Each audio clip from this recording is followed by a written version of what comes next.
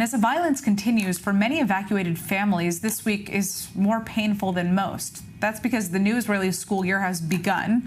But almost 11 months later, tens of thousands of kids from northern Israel will not be able to go home and go back to their local schools because of ongoing safety concerns. Well, joining us now is Bat Hen Lavi. She's an evacuated resident of the northern Israeli town of Kiryat Shmona. Bat Hen, tell us a little bit about your story, what happened with your family, and what you're doing with your kids this week specifically.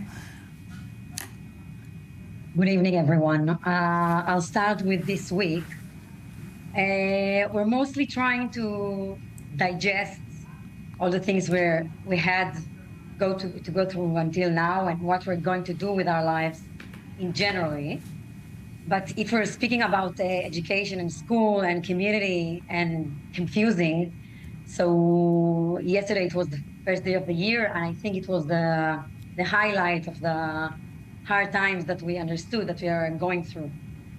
I think last week I interviewed here while I was in Tel Aviv. It was our summer to be there, to feel safe with the kids. And we went back to the north, here to Migdal. And we did it because one reason, not because this is our home or this is our dream place or we wanted to be here.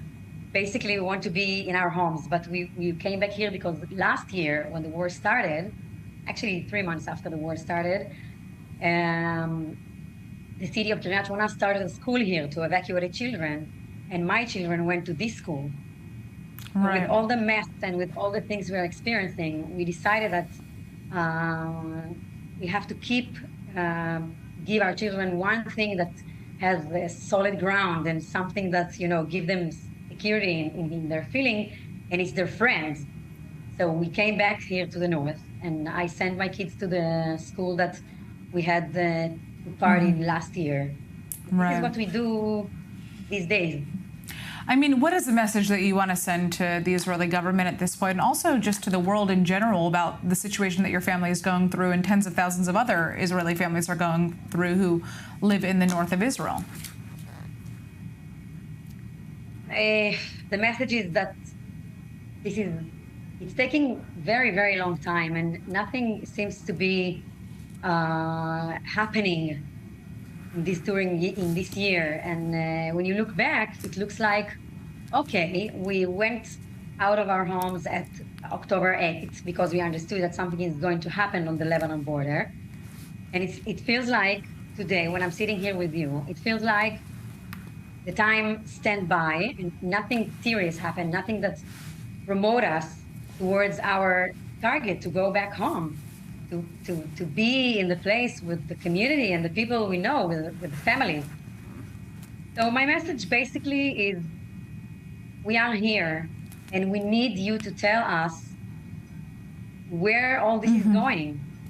Because when you speak about education and school and our kids and students and all this story about life, this is one topic, this is one thing out of a whole mess that we are experiencing in this year. Right. And my message is, we want to live normal life, and this is not normal at all. I understood it this week, actually. It's like I had an understanding. I sat with myself on Sunday morning and I said to myself, this is crazy.